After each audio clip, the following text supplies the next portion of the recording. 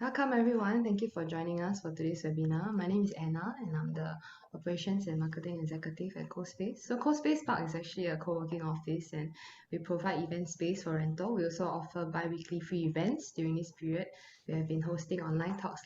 Our event topic ranges from health, wellness, personal development and more. So to support us by liking our social media pages for more information.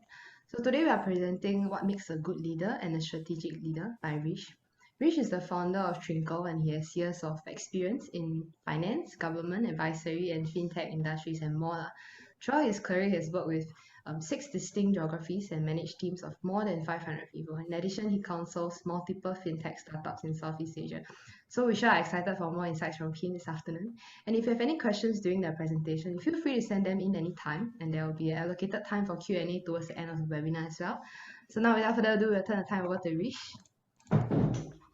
Thanks a lot, Anna. Thanks for joining, everyone. I think we've got a few more people coming in as we speak. Let me share with you my screen and then we can get going.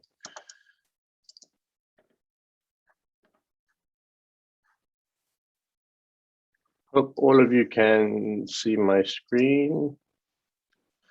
So today's topic is an interesting one. Specifically for me, because it's something that I've been focusing on, I guess, for the last 7 to 8 years of my career. And I think it's something that a lot of people get right, but even more people get wrong about their understanding of leadership. And specifically, how do you go from being, a good manager or a good leader to being someone great or someone more strategic? And this is really important for 2 types of people. If you're working in a big organization or within any organization, if you want to climb that career ladder, I think it's going to be important for you to understand, what will enable you to climb that career ladder.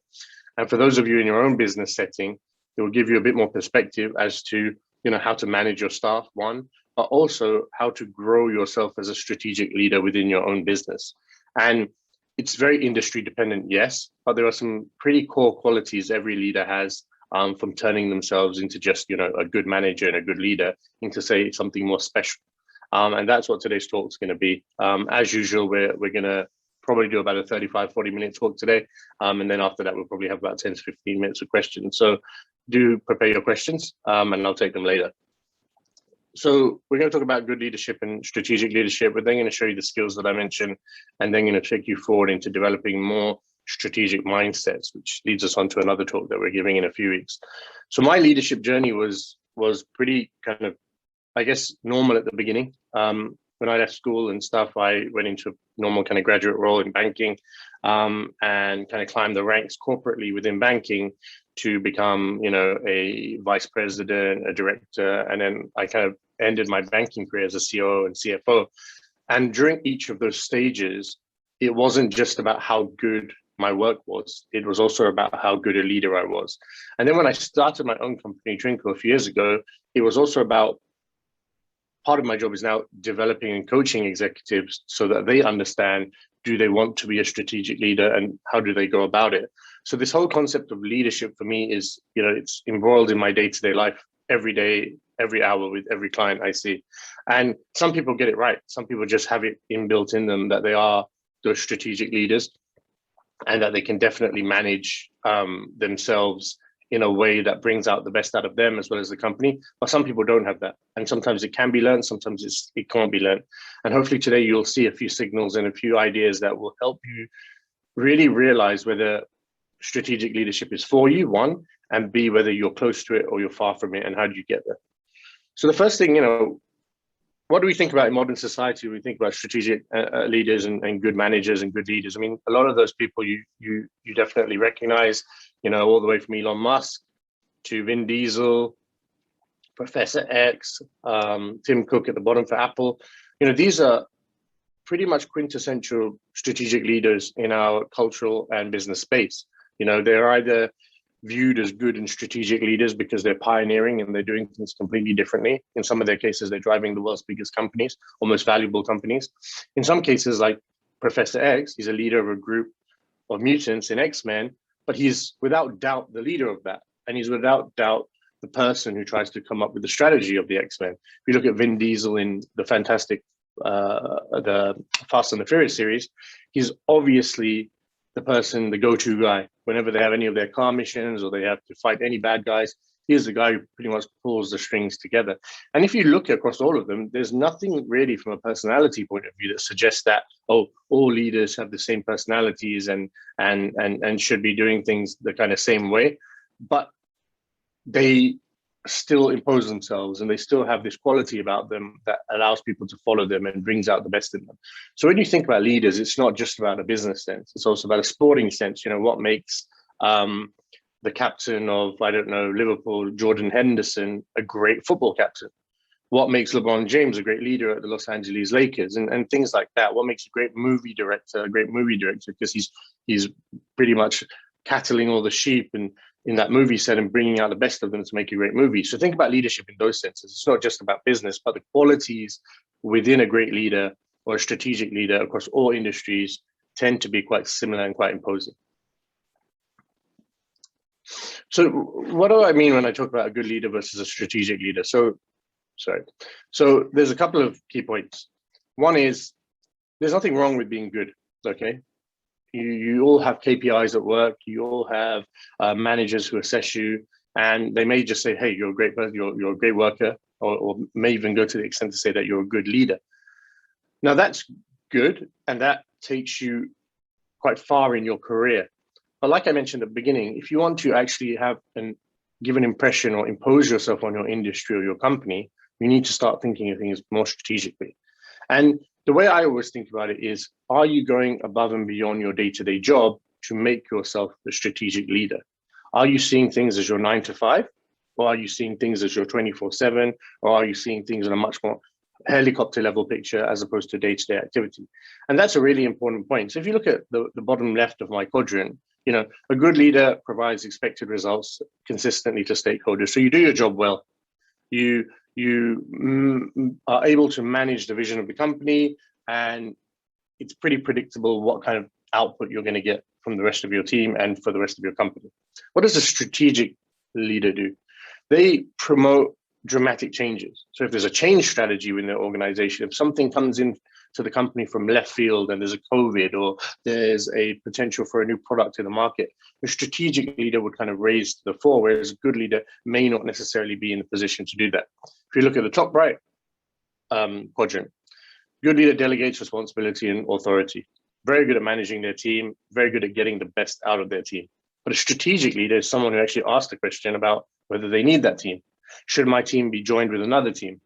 Is there a way we can maximize the team with less people? Or is there a way of maximizing the team across many geographies, let's say? And their levels and their vision and direction of the team is much more different than, say, a good leader. They're thinking of things much more from a strategic helicopter level and maximizing things on every different playing field. Whereas a good leader is just thinking about, am I doing the job to the best of my ability? And this is a really important concept because sometimes good leaders don't think about becoming strategic leaders. They think about, hey, I'm good at doing my job. I'm getting the best out of my team, and that suffices. You know, that gets me all the strong KPIs.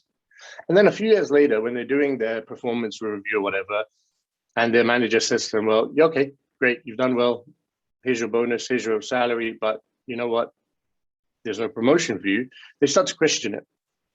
And the further you go up in organizational change, the more questioning is given to your responsibilities. So for instance, when I was working, I realized that I was a good leader in a lot of the functions that I worked in. I was a very, very good leader.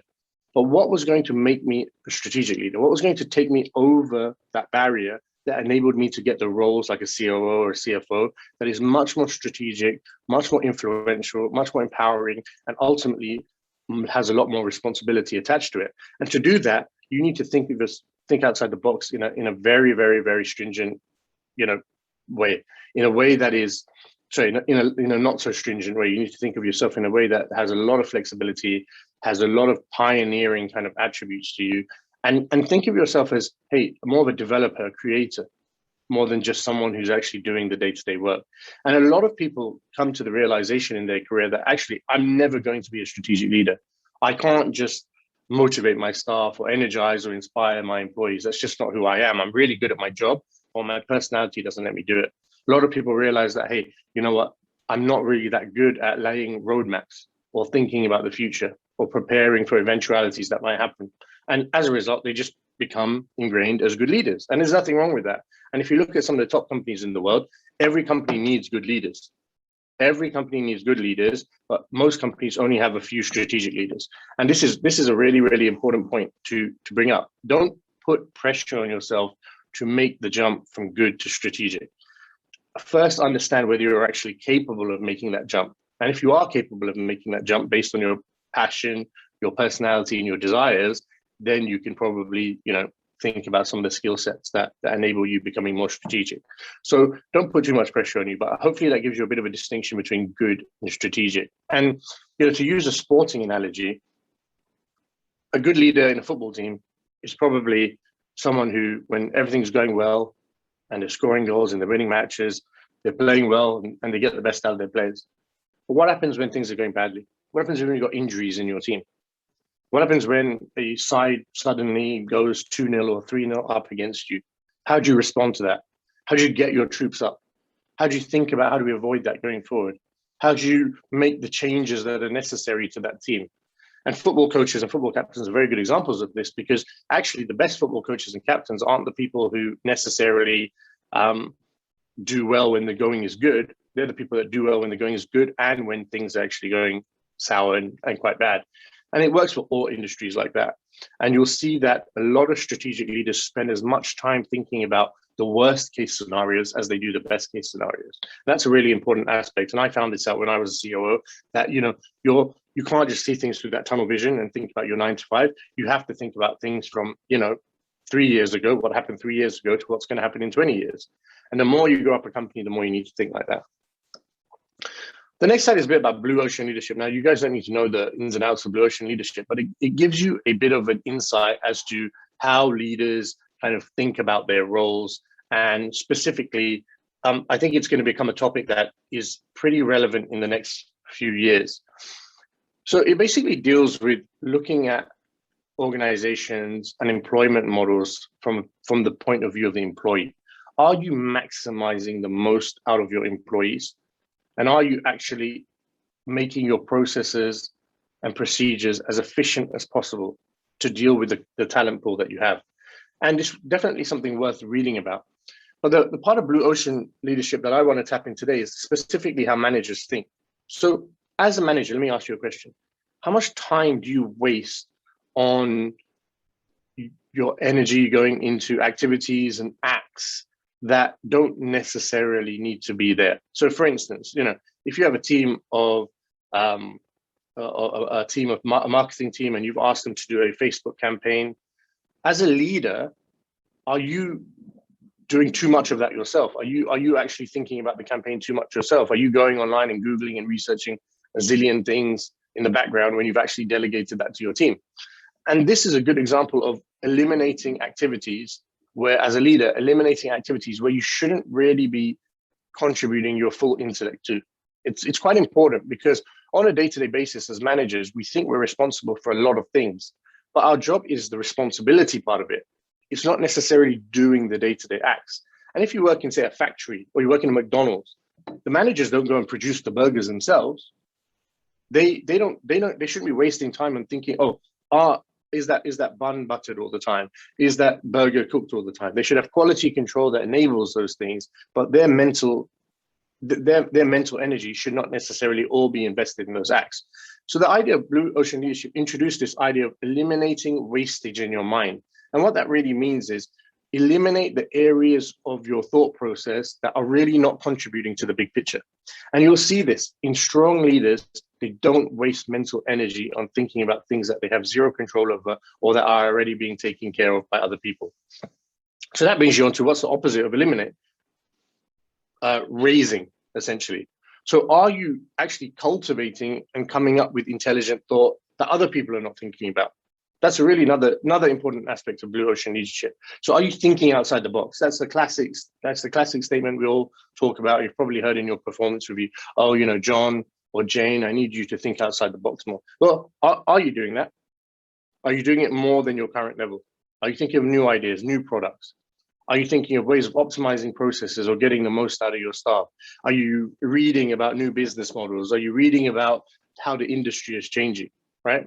And this is another important aspect of blue ocean leadership, where your mind itself becomes, your primary resource, and how you utilize that is really important, So one important aspect of this is, how do you delegate? Because you're going to probably say to me, well, Rich, how do I actually do all these things when, I'm spending so much time managing my staff? Well, that's where delegation becomes really, really important. You shouldn't necessarily be focused on all your day-to-day operations. You should be focused on delegating to ensure that the right people are in the right position, so that they do that and they report upwards into you. And a successful COO or CEO or CFO or C-level person will be someone who has full control of their company's org chart and understands exactly where to get the information from and who's going to provide it to them. So when I was working in corporate life, at the beginning of my C-level kind of reign, I was very hands-on in everything. I needed to know how that was being done. I needed to know why this was being done. I needed to know every little nitty-gritty aspect of that task process. Now, that's not sustainable. Just from a purely practical point of view, it's not sustainable, because you don't have the energy to do it. You don't have the time to do it. And why waste your employee strategy by hiring some of the top talent and not enabling them to become good leaders, to feed you information that helps you make the right decision? So don't overmanage, and don't over involve yourself in processes where your mental capacity just becomes completely just full capacity, and you can't focus on the things that matter the most. Because as a strategic leader, the things that you should be focusing on are change, enabling change, strategy, future strategies, roadmaps, planning, budgets, things like that. And primarily, how is the business going to evolve and move forward? And remember, a business today at this very minute is not the same business in 5 minutes, and it's not the same a business in 5 hours. So these are some of the good examples that blue ocean leadership kind of teaches us. It's about creating mental energy for yourself in the right aspects of the organization. And this is a really hard skill to teach. And I always try to do this with my clients in a really slow way. And I use the phrase thinking outside the box a lot. I also use the phrase creating the box a lot. So don't be told what your box is. You have to, as a strong strategic manager, you need to be able to say, hey, this is my box. I'm going to define it, and I'm going to go above and beyond. And then the rest of your staff know exactly the playing field with which they're dealing with. So blue ocean leadership can teach us a few examples of literally how to get the best out of your employees and how to get the best out of yourself. And the main thing I would always say I see that is a principal difference between good leaders and strategic leaders. Good leaders can manage staff really well. Strategic leaders know how to optimize their staff really well, but also think about their past and future staff really well. So they don't just see it as their staff contributing to a task. That's what a good leader does. I've got John, Jane, and Rish contributing to this task. I've managed them perfectly, and the task is optimized. A strategic leader will think, well, do I need John, Jane, and Rish even on that task? John's actually background is in math, so I'll put him on another task. Jane's background is in engineering, so I'll put her in the engineering department. And they think of things slightly outside the box, and they think of their employees in terms of resource capital as opposed to just pure resource. And that's really, really critical. Your employees are the lifeblood of your company, and you need to be able to maximize them in as any way possible you can see. And that's a really, really important aspect of what a strategic leader will do. They will look at their employee models and see whether they're maximizing it to the best of their ability. Now, you may be asking yourself, well, how do I go? How do I become a strategic leader? How do I become someone who can react strategically to shifts in the environment or to economic changes or market changes? How do I become someone that when I go into a meeting room is immediately seen as a force to be reckoned with, or someone who is intellectually and corporately so sound that people don't challenge you, or people challenge you in the right way, and you develop a sense of aura about you. And this is a really important aspect, and a lot of people don't necessarily know the skills. A lot of people think, well, to be a strategic leader, I need to do an MBA. To be a strategic leader, I need to have worked for 20, 30 years. Well, yes and no. You can do those things, and they may help you become a strategic leader. For instance, I did an MBA, and it made me better at being a leader, yes. But if you aren't able to apply those skills to real world settings, it's really irrelevant. So the slide in front of you really deals with some really important skills that I think all of us need to know. And this is really really linked to the critical thinking module that we're going to be doing in a couple of weeks, and really helps you understand exactly the way your mind is working, and specifically how you can attribute that to your organization and get the better for your organization. So let's take a few examples. Anticipation. Well, anyone can go in and do their day-to-day job and can say, well, we've got 100 customers now, so we need to service those 100 customers. But can anyone go in and say, well, how many customers are we going to have in a week's time? How many customers are we going to have in 5 years' time? What new markets are we opening? What's the threat from regulation? What's the threat from a competitor coming into that arena? And a good leader will see some of those. A strategic leader will anticipate all of those. And this is really, really key, because it gets you thinking about things from that kind of wide range view, okay? And if you can imagine about this, if you're driving a car, you're not just looking out of that front window, right? If that's your only way of driving a car, you're not maximizing yourself as a driver. You should be looking at the side windows. You should be looking at the rear windows. If you've got cameras in the car when you're reversing, you should be looking at that. You should have this idea that you understand that whole purview of being a leader or being a driver. And anticipation is one of those things that comes into those purviews. And can you see that? And some of that just comes from very basic things like reading about your company, reading about your industry. Are you anticipating the threats that may come along? Are you anticipating the potential for opportunity that may come along in 5 to 10 years? A good example would be, a strategic leader in the face mask space. Maybe in early 2019 or late 2019, face mask generation and their companies were just, kind of ticking along. And then maybe one of them in early or late 2019 or early 2020 realized that, hey, there could be a big pandemic coming our way. Let's maximize production. Let's open another 20 factories. Let's think about the standards of our face masks going forward in line with potential. And now you're starting to see how the world of a strategic leader kind of fits. Another good example is interpretation. So think about how you specifically look at the work that is being produced for you. So when a team produces work for you and they say, hey, they've done all their tasks for the day, do you just tick the box and say, okay, great, well done? Or do you think, well, could they have done more tasks? Well, why did it take 5 of them to do 10 tasks instead of 2 of them to do 10 tasks? Why were these tasks done predominantly in the morning as opposed to afternoon? And this is really linked to data, and how the data given to you by your staff is really, really important. And data to me is one of the big things, that's going to come our way in the next kind of 10 to 15 years. It's already coming, but it's going to take even more control.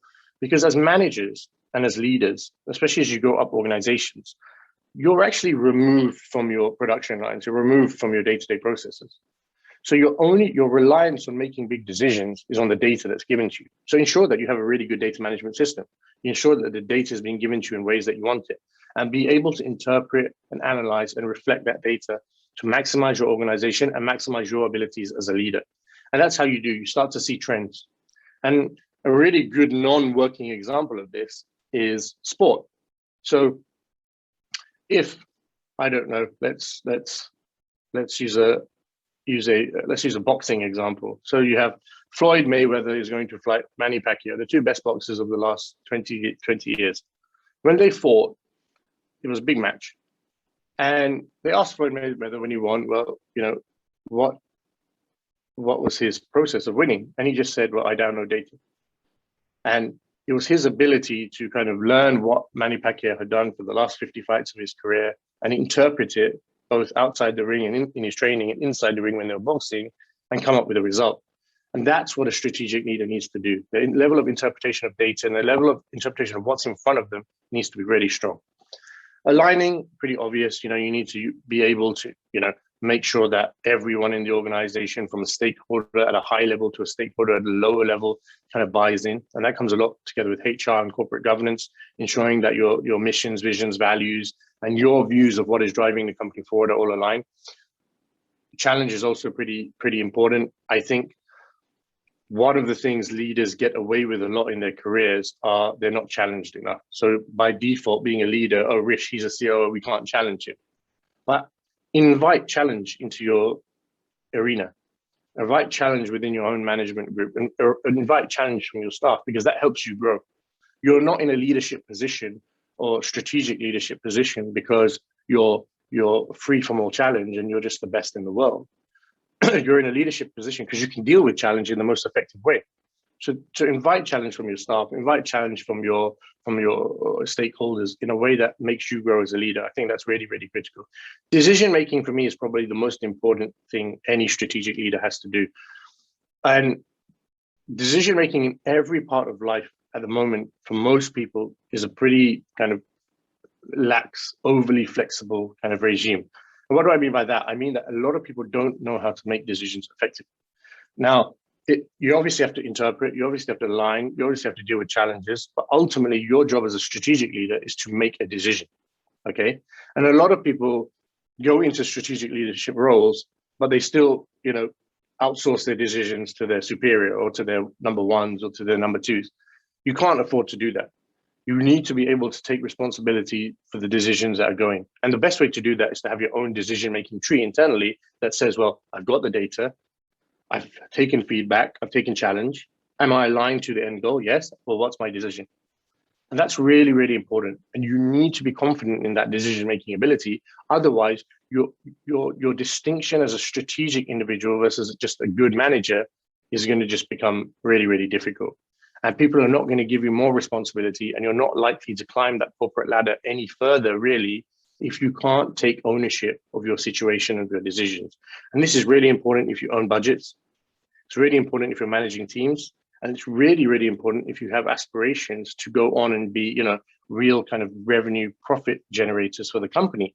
Because ultimately, you need to be in a position where you make strong decisions and choices where the majority of other employees aren't in that position to do. So think about that, quite important. And, we talked a bit about MBAs and kind of cultures of learning and things like that before, but study doesn't mean you have to go and take a course.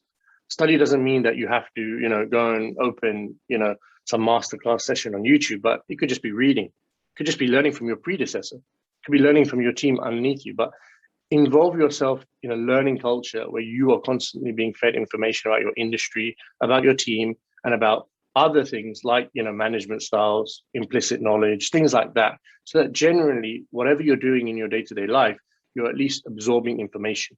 And the more information you absorb in any walk of life, whether it's with your kids, whether it's sport, whether it's news, whatever, it's going to make you a more intelligent individual. And that's going to be a skill that can be attributed back to your work and aid the value of the work that you're actually doing. So these are some of the skills I want you to kind of think about when you're thinking to myself, well, do I have the ability to become a strategic leader? Now, some of you will say, well, yeah, you know what, I'm always learning. And, I'm really good at anticipating the threats, but I don't really push those ideas forward. I'm not a decision maker. I'm really good at interpreting things, but I don't align them to what my current company is doing. So as you can see, it's a bit of a fluid kind of matrix there where you probably have 2 or 3 of these skills or these qualities. And it's about growing that to 6 skills. And it's about finding the interaction between each. And that's really what really differentiates the people like the Tim Cooks or the Elon Musks or the LeBron James or the Vin Diesels in the Fast and Furious from other people. There's a collective exercise going on with their skill sets internally that allows them to make really strong decisions and portray themselves as really, really good leaders. That's really, really key. And when you see a good leader in your company, you can pretty much say, well, I'm pretty sure he's anticipated or she's anticipated that. I'm pretty sure I support the decision they've made. Oh, I can see that he's learning and he's absorbing as much information as his one downs. I can see that she's inviting challenge and she's challenging her own ideas. And the weak leaders or the weak strategic leaders are the ones who don't invite challenge. They're the ones who just allow their team to do most of the work. They're the ones who just are very, very capable at just managing the status quo, but not doing anything else. And you see this a lot in business. And then a 5-year window happens or a 3-year window happens. Some externality comes into the organization, and then those leaders are in trouble because they haven't prepared for the future. They haven't prepared for any eventualities. And it's really, really important to think about that. And if you think about those of you who have kids, or those of you who have pets, or looking after elderlies, it's similar to that, because you are not just thinking about them in this current space and time. You're thinking about how your children grow. You're thinking about eventualities if your parents get sick. You're thinking about what happens if my dog is not well or my dog needs exercise. So you're creating a purview that is a lot larger than you traditionally would do. And that's exactly what you should do as a leader. And I think that's really, really important. And you'll find that one of the best ways to learn these skills isn't just reading about them, isn't just applying them. Go and find people in your organization who have these skill sets and talk to them. And that's what happened to me in my career. I was able to kind of, engross myself in the activities of strategic leaders and be in their presence a lot. And that just naturally came into me. Their feedback, their qualities naturally came into me. And it was one of the best things that I could say ever happened in my career, more than my MBA, more than my degree, more than working for big companies. Just being in the presence of those kind of people is intoxicating, and you tend to learn a lot more. So one of the principal qualities of any strategic manager, or any strategic leader, or anyone who's working in the C-suite is to come up with kind of strategic ideas. Now, a big part of this is critical thinking, right? And we're going to have another session on critical thinking in a few weeks. And I'd invite all of you to kind of join that. I think it's going to be really, really critical. And we're doing a lot of workshops on it in the moment. But the reason critical thinking is important is because it allows you to understand your own thought process. And this is really, really key when you're defining things like strategy or defining things about how your teams work to optimal performance, because you need to be very, very clear about what has gone on, how you're processing it, what is currently going on, how you're processing it, and how you're going to take that forward. So this slide is really orientated towards making you think about what develops your strategy picture as a manager. Now, you've got things like formal strategic planning, which are roadmaps, plans, budgets, things like that. They're essentially tools that allow you to formulate a strategy, but they're more quantitative. They're things that you put on a slide. They're things that you essentially can put in an Excel or show people. But you've got opportunistic decision making, which goes back to the previous idea of learning and interpreting. Are we looking at our markets as widely and as thoroughly as we should do? Are we doing the necessary SWOT tests, right? Are we doing the 5 forces analysis, things like that? And are we doing it from a view that isn't just about my team or one function? Are we doing it about the whole company? And that will help you, have a view of being a strategic leader in the sense of, are we maximizing our potential? Are we mitigating the risks that might come our way? Are we really, really in a position where we're not just a static organization, but we're a developing organization? And then you combine those two, those formal and opportunistic and strategic decision making, and you come up with this kind of idea of critical strategic thinking. So automatically on a day-to-day basis, when you go in and you log on your computer, you're no longer thinking about, well, our process is being done. You're thinking, well, how's that process going to be done in 3 years? Have I done my strategic amount of workload for the day? Have I come up with an idea that's going to drive the company forward? Is my staff as efficient as possible? Have I reduced headcount to as much as I can? And that level of strategic thinking is really important, because all those characters underneath you in the organization, they're very unlikely to be having those discussions. Or if they are, they're definitely not having it in a formal setting. So the onus is on you to have that kind of level of strategic thinking and think to yourself, well, how am I driving my company forward? Am I just going to be, the company, like if you use Apple as an example, was Steve Jobs or Tim Cook just content with coming up with the MacBook or the Mac processor? Or did they have it in their long-term vision to have an iPad or an iPhone or Apple TV or an iWatch? And you need to think about it in those perspectives. You don't necessarily have to come up with that next great product, but have you developed a culture where strategic thinking is actually at the fore and you're continually developing? And for those of you working in the tech industry, you'll see this a lot, because technology is changing so fast, but is our adoption and utilization of that technology kind of coming out and really being projected as much as we should be projecting it? And the next thought about this would be, are we allocating resources enough to strategy as we are to our day-to-day basis?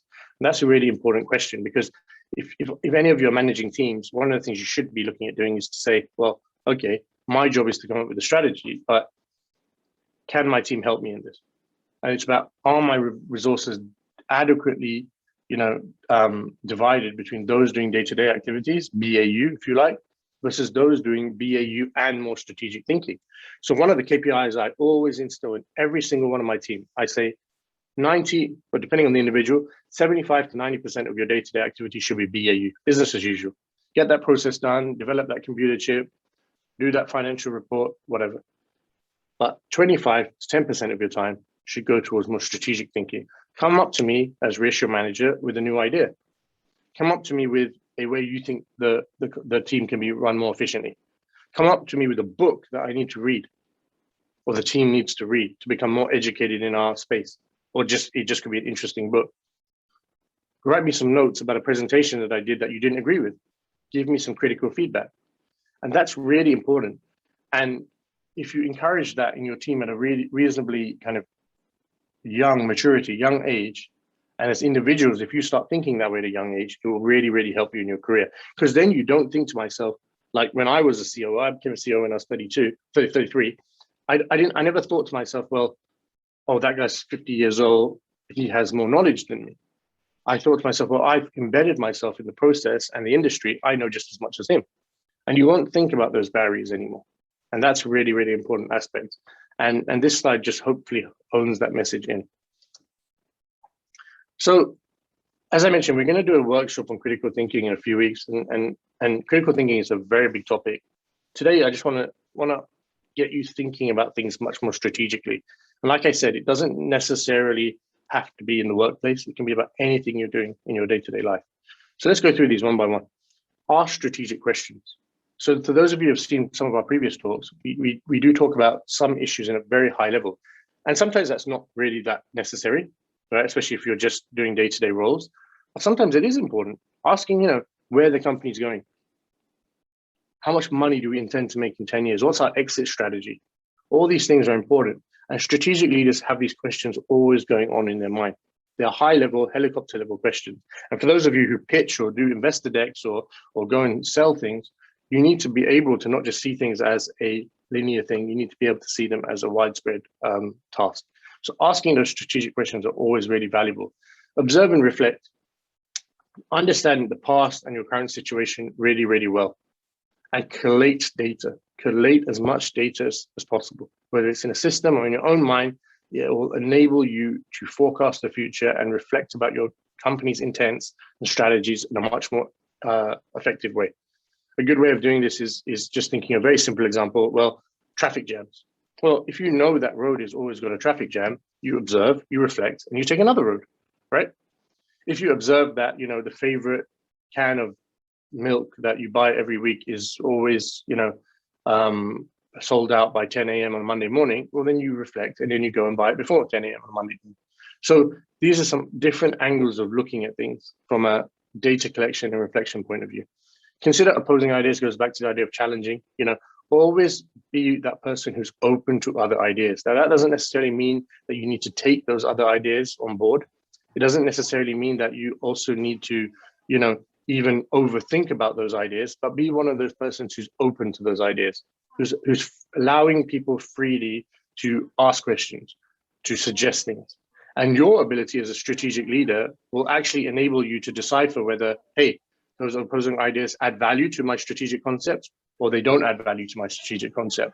But it will also enable you to be viewed as a manager who actually can enable the team to be part of your strategic thinking activity. And that's quite important. If you guys could just mute your mics, that'd be helpful. Thanks. So think about things from that point of view, opposing ideas and inviting challenge into the environment. Sorry, guys, if you could just mute your mics. I think it's a bit difficult for some people to hear. Thanks. The last part of the strategic thinking step was embrace formal training. So as I mentioned earlier, I've done things like an MBA, I've done things like some Harvard Business School courses and things like that. It's not necessary. It's not going to necessarily make you a great leader, but it could definitely give you a different level of understanding of your industry, your participants, your peers. And because these type of courses are done in structured ways that invite questions into you, right? So they make you answer questions that you traditionally wouldn't have to answer. And they can be very formal courses, like I mentioned, MBAs, or they can be slightly less formal courses, such as in NLP coaching, or how to structure projects. And any little bit helps in this instance, because what you're doing is you're taking an external perspective and trying to incorporate into your internal perspective. And that's really, really important. And especially those of you who are launching your own businesses or haven't had the luxury of working in kind of big name companies, some level of training is always helpful so that you don't feel like you're a kind of Robinson Crusoe who's going through this by yourself. You feel that, you've at least involved people and you're making decisions based on that information that you've learned or from that training that you've undertook. So, think about strategic thinking amongst those 4 steps. For those of you who are interested, like I mentioned, we're doing another course on this. So please get in touch if you want to be part of that. I think it's super, super critical for people on a day-to-day, even people who are just looking at making their day-to-day lives more efficient, just how do you come up with a much more critical strategic thinking mentality? How do you cut the waste from your mindset and see things in a way that allow you to be action orientated and allow you to make decisions much more effectively? So hopefully today gave you a bit of an insight as to, what's the distinction between good leadership versus strategic leadership. And hopefully, more importantly, I hope it gives you an insight into yourselves as to whether you have it in you to become strategic leaders and what it's going to take for you to become that strategic leader. Now, it's not an overnight activity. It didn't take me a week or an hour or a year to become a strategic leader. It took me multiple years, and it took me multiple problems as well to become a strategic leader. I had to fall before I could rise in many cases. I had to learn from a lot of various people, and then I had to apply it myself. So go back, look at this as an example, or at least a learning for you to see whether you want to go that route, and think about how your personality fits into that, and also think about whether it's worth it in the long term. For some people, the ownership, responsibility, and obligations associated with strategic leadership isn't necessarily for you. And a lot of people are just happy being good leaders. But for those of you who want to take that extra step, maybe push their career forward, get in touch. We can do some sessions, or we can talk about it more, and just be very open-minded. We're living in 2021 where technology and employee mindsets are at its most evolving stage. So what's needed to be a strategic leader is also constantly evolving, and you need to immerse yourself in that discussion if you're going to be a strategic leader. So that's all for today. I hope you guys enjoyed it. I think now we can take some questions, if anyone has any. If anyone has any questions, put them in the chat. I'll just start off with a question that I had on IG a while ago, which was, can everyone become a strategic leader? The easy answer to that is no. Not everyone can be a strategic leader. And it's not because they can't do it. It's not because they can't learn those skills to do it. A lot of it goes back to their personality. It's whether their personality allows them to maximize those skills. So, there's this feeling in corporate life that, you have to be this kind of bullish, aggressive personality to go up the corporate ladder. Now, that's not a lie. To an extent, some people have to be that way. But in this day and age, there's ways of kind of moderating that. And you can learn skill sets that are attributable to your own personality. And that's one of the reasons why we give a lot of courses on this. And a lot of clients come our way, because it's really important to understand your personality and how that attributes towards management. Because being a leader in your house for a family of 5 is very different to being a leader at, say, Goldman Sachs. Being a leader in a football team that you play on a Saturday afternoon is very difficult to being a leader at, say, Google, right? They're very different. So you need to think about how your personality is adaptable to those situations and go forward. So the easy answer to that is no, but you need to work on it based on your own personality. So we've got some questions. The first one is from Haifa. I hope I pronounced your name correctly. Are there any tools that we can use to assess what type of leaders we currently are and how we can practice becoming strategic leaders? It's a very good question. Okay. So if you go on the internet and you just type, am I a good leader, or the qualities of a leader, you'll come up with a zillion online tests as to, telling you what type of personality you are, what type of leader you are, how you fit into your team, how you are part of kind of Belbin's team plans and things like that. Now, I would stray away from that. Okay. If you're looking at things like MBTI as well, another question has just come up. Like, things like that are good at giving you a bit of understanding about the field and the scope that you're dealing with, right? So it may give you a bit of understanding about the different types of leaders and how you loosely fit in, right? And, it's important to understand that, I guess, to give you some level of comfort, but is it necessarily as accurate as it might be? No. And the reason it may not necessarily be accurate isn't because the test is bad. It just may be that the test has not evolved at the same way you've evolved, or the test may not be adaptable to your particular industry or your particular personality. So one of the best ways of actually doing this and understanding what type of leader you are is to actually ask your staff, ask your manager. I'll show HR. Well, internally, do we have a test within our company, our scope, that shows, what type of character I am at work? What's my functional use? What type of leader will I be? And then take that advice and go to people outside of work, whether it's your coach, your mentor, your therapist, or your family or whoever, and ask them to actually help you understand what type of leader you are. So that's one aspect of doing it. Another aspect of doing it is just say, well, I don't care what type of leader I am, but I want to be this type of leader. And then you look at the qualities that type of leader has. So look at the qualities that, say, someone like Elon Musk has, and say, well, okay, he's knowledgeable, he's strategic, he's got formal education, he's thinks outside the box, or whatever that list is, and see whether you are compatible with that. And sometimes that's beneficial because you're not bringing in your own biases into that test. And sometimes that's the way I like to think about it. So when I sit down with my clients, I like them to just think, well, I don't really think about what type of leader you are now. I will be able to tell that just from your personality. But think about what leader you want to be. And then we can try and bridge the gap between the two. So hopefully that gives you a bit of a question. Just not avoid, but just take those online tests with a pinch of salt and don't try to overread into them. It's like an online IQ test, right? A lot depends on the temperature of the room, or whether you're in a bad mood, or whether the internet is lagging or whatever.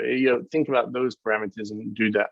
And I know like CoSpace Park does a bit of work on this as well. So engage with people who are authorities on this and come up with an answer. One question we had is, Rish, we're wondering, how did you hone your strategic leadership skill? So my strategic leadership skill was honed from doing the real dirty work in my company. Okay. So I started in a relatively low role as an analyst, and I was really obsessed with immersing myself in the nitty-gritty of everything in my company, whether it's operations, marketing, finance, whatever. And I became known as this guy who knows the ins and outs of every process. And I just kept absorbing that information. And then as I went up the corporate ladder, I started to surround myself with individuals who helped me decipher that information properly. Because I would always be known as Rich, he knows exactly how that process works.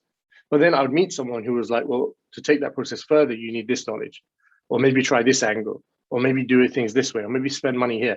And when I was able to kind of combine those two worlds of knowing, deep diving into my functions with some real strong leadership exposure, I became a pretty strong strategic leader.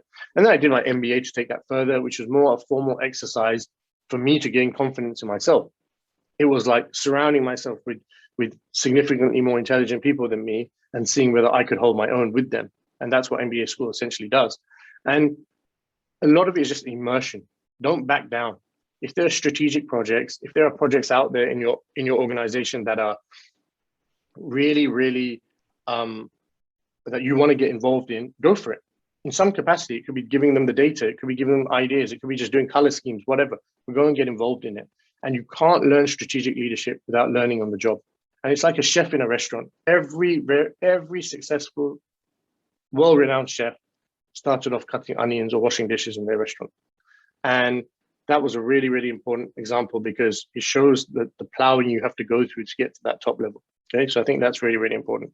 There's a question about how do I get myself a mentor? Well, I'm not going to answer that question kind of fully. I mean, there's a slide which I have at the end, so you guys can get in touch with me and I can recommend you mentors, or I'm happy to kind of look into it myself as well. But please do reach out to me at my LinkedIn or even on Instagram, and we can have that discussion. So thanks for that question. We need to wrap up today, unfortunately, quite quickly, as we have another session going on after this. But there's going to be a poll. So please do give your feedback on the poll. And as I mentioned earlier, we're doing a critical thinking session in a few weeks. So please look at Trynkle's Instagram and get yourself registered for that. I think it'll be really, really helpful for everyone. And please get in contact if you have any specific questions that you didn't feel comfortable asking on the chat. And everyone stay safe, and please do the poll so that Trynkle and CoSpace Park can understand exactly how we can help you in the future. Appreciate it, guys.